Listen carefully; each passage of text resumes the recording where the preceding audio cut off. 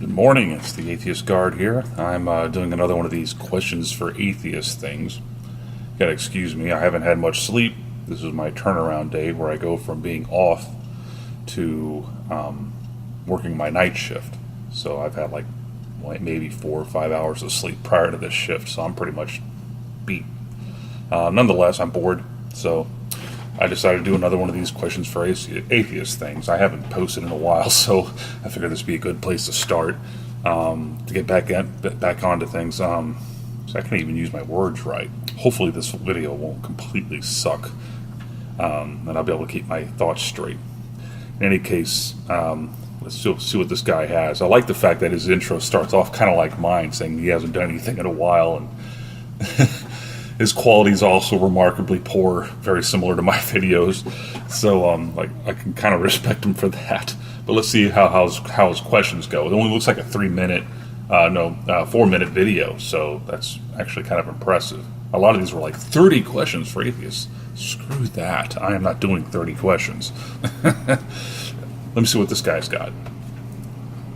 I just figured that I'd like to get into your minds a little bit more, see where you're currently at, try to understand your thought process and why it is you do not believe in God, and what has drawn you to where you're currently at. Where I'm currently at. Into picking up the name atheist. This could be for agnostics as well, but this is more specifically to the atheist community out there. Agnostic? So I just have 5 questions I wanted to ask, and just wanted for you guys to answer those.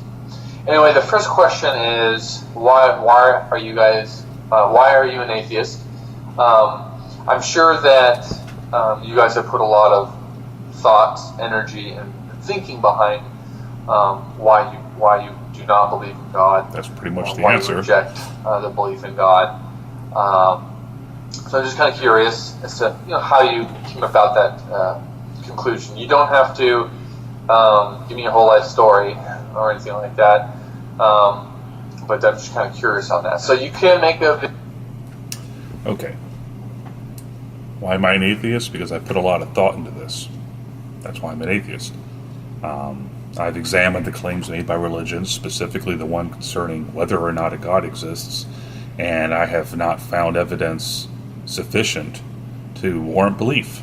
I lack the belief in a God because there's no evidence for a God.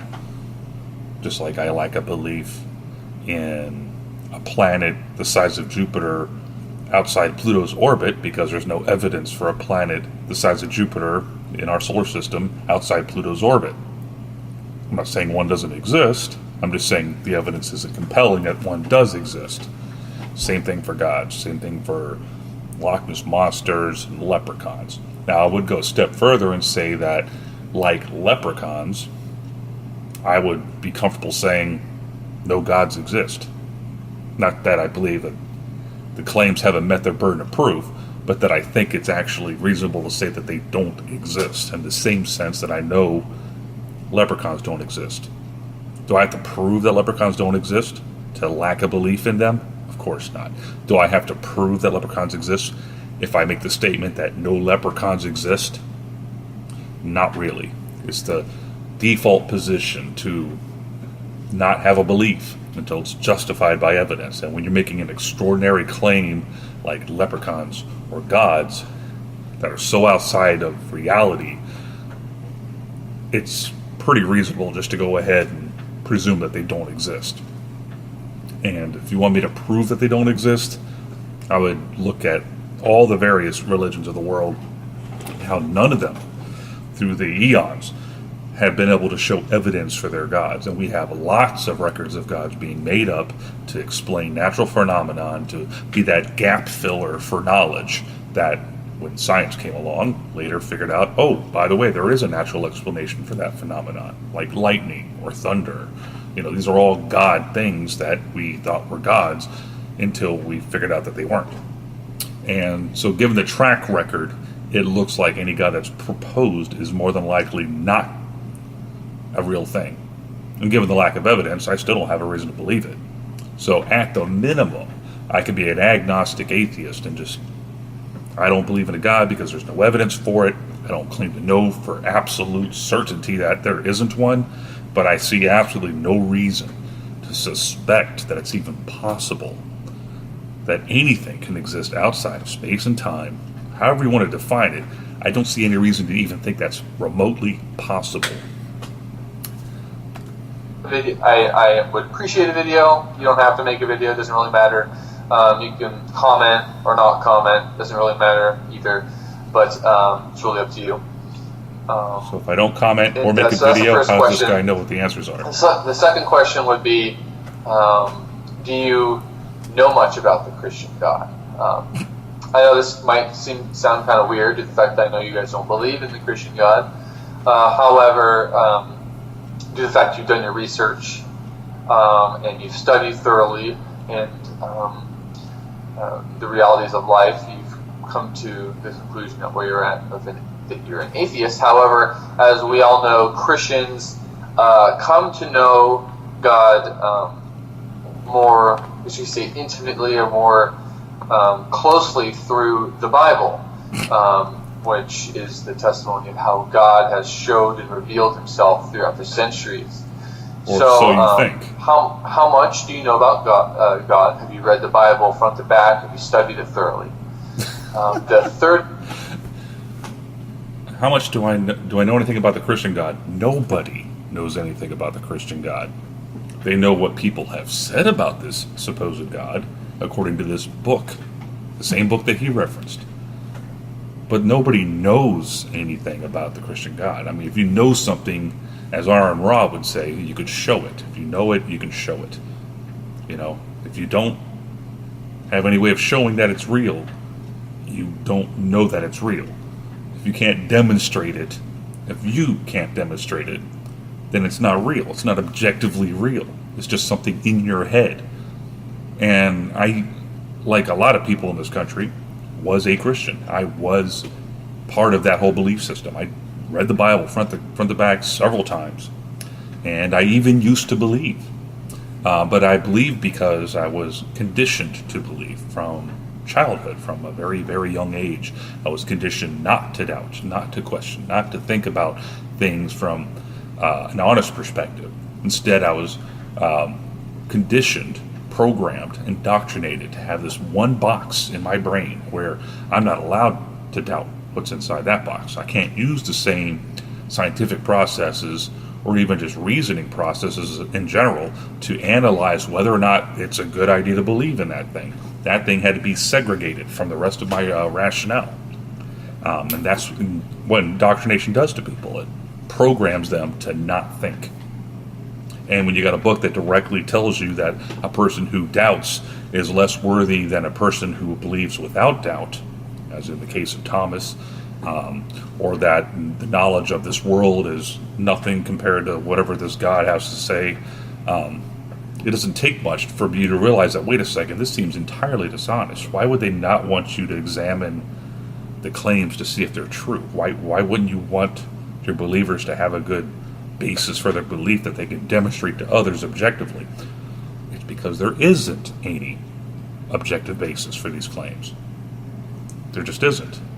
So I disbelieve in the God of Christianity like I disbelieve in any God. It's just no evidence for it. You got a book that purports to be the Word of God, but we know who wrote the book. Well, not exactly. We know humans wrote the book because we have scrolls written by humans. We have manuscripts written by humans. We have some of them that are incomplete, some of them that are complete, some of them that are horrible copies, some of them that are different, some of them have stuff added to them, some of them have stuff taken away from them. We know how the compilation happened by committees coming together and agreeing, well, let's include this book, not that book. Let's include this book. Let's make Jesus divine. Let's not make Jesus divine. And by a show of hands, they decided what the truth was. You know, that's how the canon came about. It's what was being preached in the churches, the early churches. Not anything objective that they could demonstrate was, oh, this is definitely the truth because look, we've tested this. No, nothing like that. It was just, what stories are popular? Oh, we'll go with those. And they realized they wanted this divine aspect to the Jesus character, so they had to agree upon that. So anybody who wasn't in on that didn't think that Jesus was divine. Basically, based on what Jesus said, you would think he wasn't. They said they made up his divinity and decided to make that part of the theology, and anybody who thought it wasn't became the heretic. They're the out-group. So, with all of that, the reason to believe the Bible is the Word of God just seems really, really flimsy. There's nothing indicating that was written by any divine being, any perfectly moral being, any intelligent being. It's got so much wrong in it that it's just abysmal as far as an indicator of truth. And you would expect that if there was a dictated word of God, that it would be an indicator of truth, something that could point to truths that were profound and beyond anything anybody could come up with of that time. And there's just nothing like that in the Bible. It's just a bunch of stories about inhumane practices and a God that sacrifices himself to serve as a loophole for rules that he created in the first place, but he had to circumvent because, I don't know, it doesn't make much sense to me. Never made much sense to me. And I remember asking preachers to make it make sense to me, and they couldn't. Excuse me. Oh, goodness, too much coffee. That's how I survive these night shifts. Lots of coffee. All right, let's see what this guy's next question is. Third question I have would be, is when you think of the Judeo-Christian God, what's the first thing that comes to mind without you having to reflect and think? If you have the first thing that comes to mind, what do you think about the Christian? Condoning genocide. I'm not even going to let him finish this question because I want to make sure it is the first thing that came to my mind when I think of the Judeo-Christian God. Genocide. Sanctioned genocide. Go kill all these people. It's your land. Take it. Every single person. Kill them. The cattle, the women, the infants. Kill them all. Don't let any of them live. In one case, he let them keep several thousand virgins as their prize. But in most cases, it was just a kill them all, scorched earth policy so they could take over. Showing preferential treatment to one tribe over pretty much everybody else in the region. The tribe that happens to believe in that particular God. Basically it's humans using a God as their excuse to go around committing acts of complete inhumane genocide. But according to the Bible, it was this God sanctioning this. He was telling these people, according to the Bible, to go out and do these things and enslave the people around them and do all this other inhumane crap.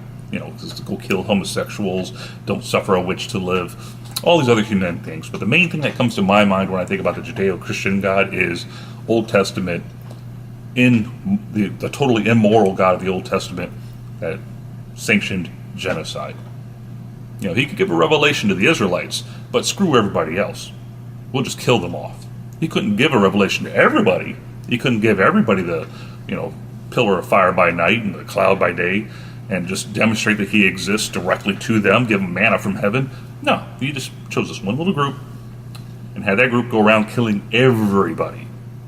Until everything kind of screwed up before that anyways. He had to kill everybody himself, with some great flood that we have absolutely no evidence for. So actually the God itself had the greatest genocide. He killed everything. All the humans, except for that one group that got to float around on the boat for 40 days and 40 nights that we have no evidence for. The global flood, that's a complete genocide. But he also had his little favorite band of, Jews going around killing people too. So, genocide. Got it. And then question number 4. Question number 4 would be, what is God's character? Who is he? What is in his nature? Who do you think he is? He's good, evil, bad, whatever. Just, who is God in his character? He knows he's asking atheists this question, right? We don't believe in a God. Therefore, we don't know what a God's character would be if a God would in fact have a character, have something so imperfect and human as a character, personality traits. But the God as described in the Bible, as I've explained, is an inhumane ass. who doesn't know anything, has to solve his own problems by sacrificing himself to himself, all this crazy BS, I don't know what a God's character would be. I don't believe in any gods. I believe if there was some sort of a cosmic creator of the universe, it would be beyond our comprehension, and thus there wouldn't be books written about it. But I have no reason to think that exists either. But at least I wouldn't be trying to tie human attributes like fear and envy and jealousy. These are attributes given to the God, the Judeo-Christian God, by the Bible. These are very flawed, inhumane. They're just so simple and so below what a cosmic creator would be, if a cosmic creator could be. But him asking that question of an atheist is just like, I don't believe in your myth. I don't believe in your superhero. Why would I have an opinion on what the character of God is? I don't believe in a God. In fact, I believe there is no God. Why would I know anything about its character? It's like saying, what's the character of the average leprechaun? Hell if I know. And then following question number 4 is question number 5 was, how did you come to these conclusions? What makes you think that the theology of God, I guess you can say, is what you came to your conclusion? Hold on. What about him made you believe that that's his character? What about him made you believe that's his character? See, he's entirely isolated in his mind. He can't think from another person's perspective, because from him, a God exists. It's real to him. He's bought into this delusion through his programming, his indoctrination, so much that he can't even imagine what the perspective would be for someone who doesn't believe. So he's asking these questions. How did you come to the conclusion about my God? Dude, I don't have a conclusion about your God, except that I have no reason to think it exists. The only conclusions I can draw are by what I can read, and if there is a God, I would think that it couldn't be the biblical God, and if it is the biblical God, he's a genocidal monster who endorses slavery and all those other things, because I've read the Bible. That's the reason I would have a conclusion about that particular God. But a God that throws lightning bolts, my opinion is that God doesn't exist either, because I know how lightning bolts happen. Thunder, I don't believe in Thor either, because I know how how thunder happens. But I don't have an opinion about the character of a God that actually exists, because in my opinion, there is no God. God does not actually exist. So I wouldn't have an opinion about his character or have any reason to come to a conclusion about his character. I haven't come to a conclusion in a general sense that even a God exists. So how could I have a conclusion of a character of a God that I don't think exists? Matter of fact, my conclusion, tentatively, is that a God does not exist, very much like how I have a tentative conclusion about leprechauns, that they don't exist. I can confidently say, leprechauns don't exist. Would you bother asking me what the character is of the average leprechaun? I really don't understand how he can have that kind of a line of questioning for an atheist. It's like he can't think outside his own box, because the box is his brain. And he can't separate his theology from the God he believes in, because for him, they're one and the same. The Word is God. The Word was God. These kind of enigmatic phrases are programmed into him such that he can't separate dogma from deity. So to him, it's like, what part about my God? It's not about you. It's not about your concept of God. You haven't demonstrated that God exists. Nobody has. So there's no reason to even conjecture about its character. Anyway, that's it. Nothing fancy, but just kind of... Nothing substantive, I'll see what you guys think. Say. And what you believe. Anyway, guys, take it easy. I feel so sad for these type of people. And I don't want to be condescending, but I used to be there. I know what it's like. to be trapped like that, to not have the freedom of thought, to be able to step outside and say, wait a second, am I believing something irrationally? Do I have a belief that I can't justify? Is this at all objective? Or, I used to be in that same position where I couldn't step outside. Now, I happened to pass out of that position when I was like 10, maybe 12 at the latest. I started really going, wait a second, this Christian God thing doesn't make any sense. Maybe there is a God, but it certainly doesn't seem like the Christian God makes any sense. And I was like sort of a deist until I was finally able to leave my house, and thus leave the reinforcement, the weekly reinforcement of going to church every Sunday. I was pretty much forced to go to church as a child. So when I finally left my house, my parents' house, and stopped going to church and stopped getting that reinforcement, guess what? The beliefs melted away because there's nothing to them. They have to be reinforced weekly or they disintegrate because there's nothing tying them together in objective reality. There's nothing that you can concrete, I realize that some Christians don't go to church every Sunday. Some people believe in God, never go to church. But to me, it really broke down when I left home. I left home at the age of 17. I had my parents, what do they call it, emancipate me. They had to sign off basically on a waiver to let me join the Army at the age of 17. And pretty much within a couple months really, I was pretty much done believing in God. It just stopped making sense when you stopped getting that constant reinforcement to keep that box closed off so that it's not getting attacked by reason, by doubts, those things that you are told are evil by the book that wants you to believe it. The things that you're not supposed to do with those beliefs that the book says you're not supposed to do so that you can have those beliefs. Once you break that circular reasoning cycle and you start looking at things objectively from an external perspective, it melts away. Or at least it should. You might have to learn some basic logical fallacies to be able to spot what's actually propping up your belief. Usually it's an argument from ignorance, incredulity, kind of the God of the gaps crap that, science can't explain this. Well, how else can it be? It must be a God. It's like you have to start understanding evidence supports beliefs instead of beliefs, and then you go searching for the evidence, and wherever you might find it, that might work to justify my belief. No. You start from scratch. How did the universe begin? What's the evidence? Actually, we don't really have any evidence to indicate how the universe began. So what's the conclusion? Well, we can't reach a conclusion yet.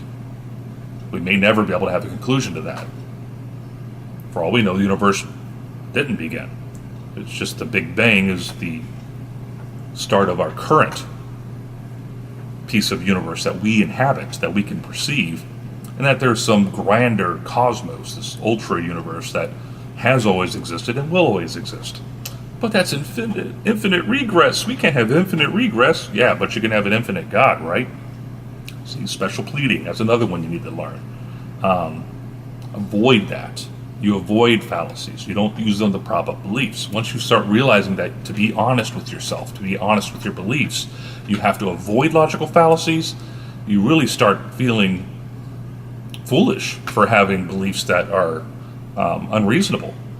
And that's how I felt at one point. I was like, you know what? Why am I continuing to believe in this nonsense? It just doesn't work. It doesn't flow. The logic just isn't there. Unless you buy wholeheartedly into this Bible, into this book that says, by the way, a God exists. Oh, we're not going to give you any proof, but the book is proof, because if you believe God exists, then the book explains that God, which you can't demonstrate any other way.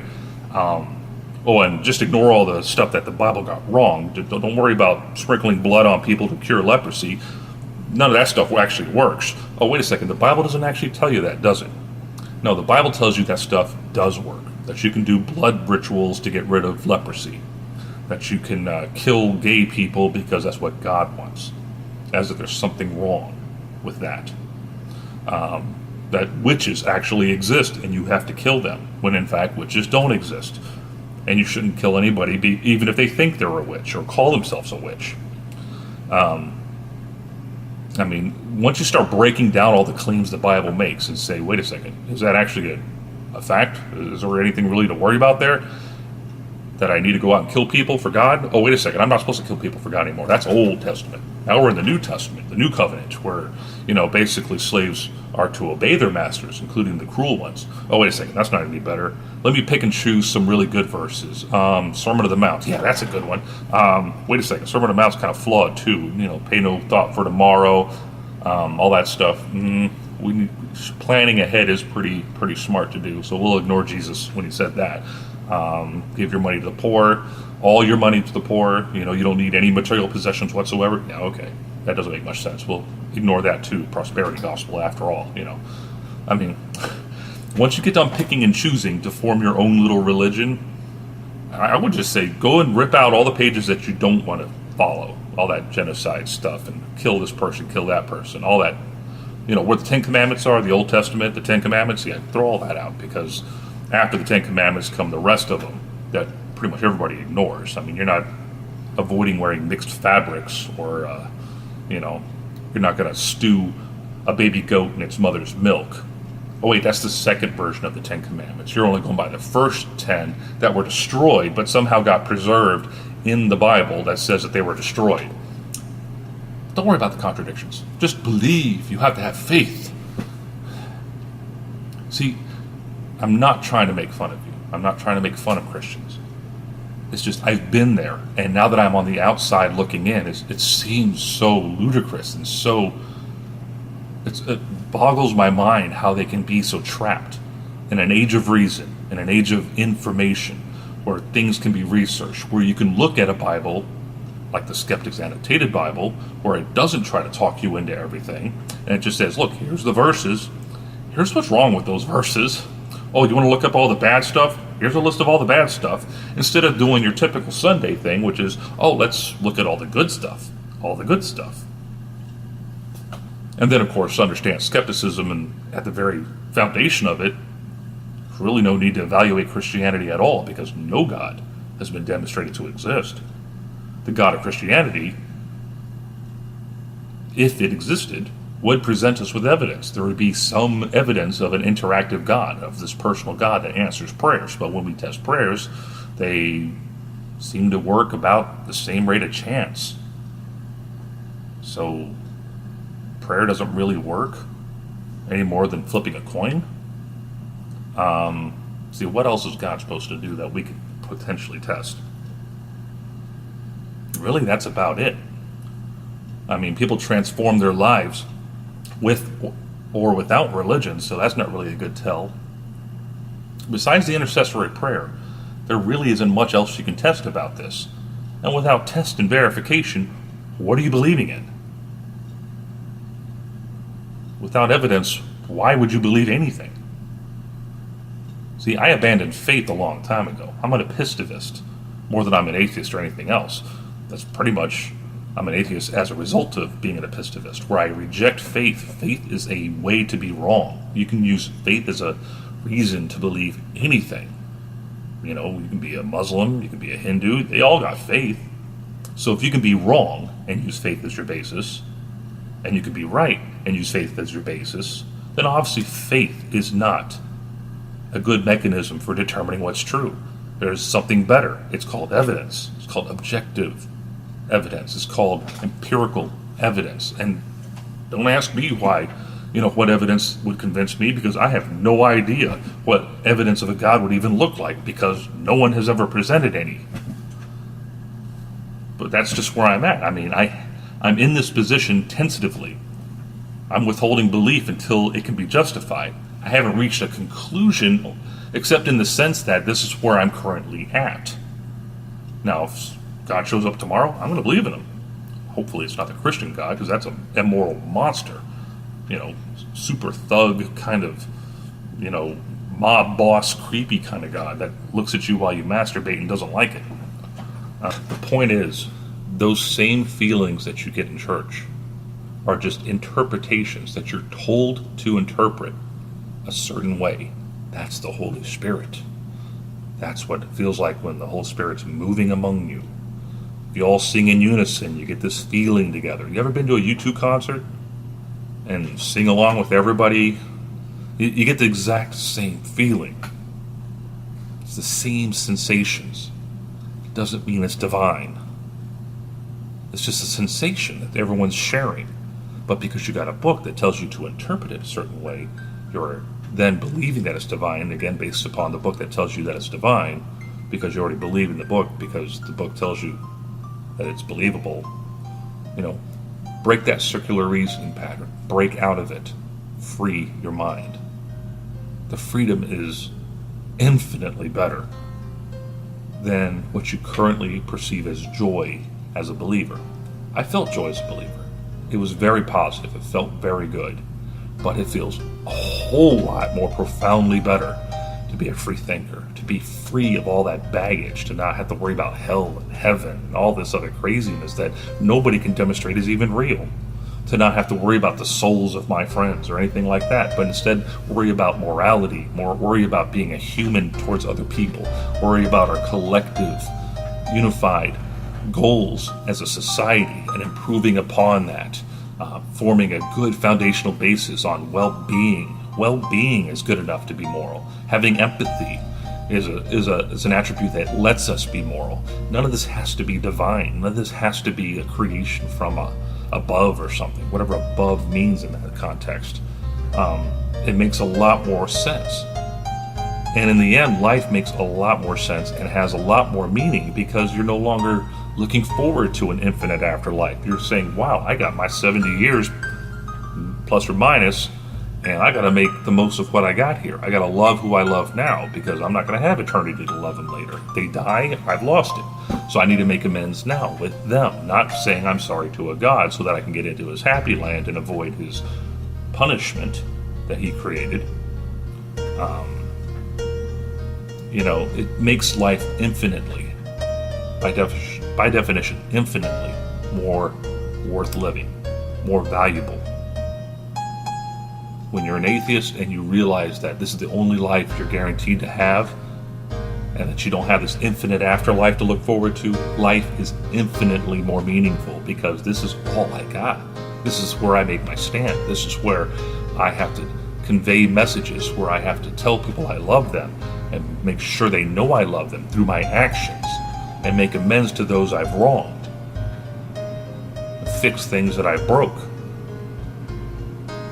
and build things for other people to benefit, to make my existence meaningful to me and to everyone else, or as many people as I can influence.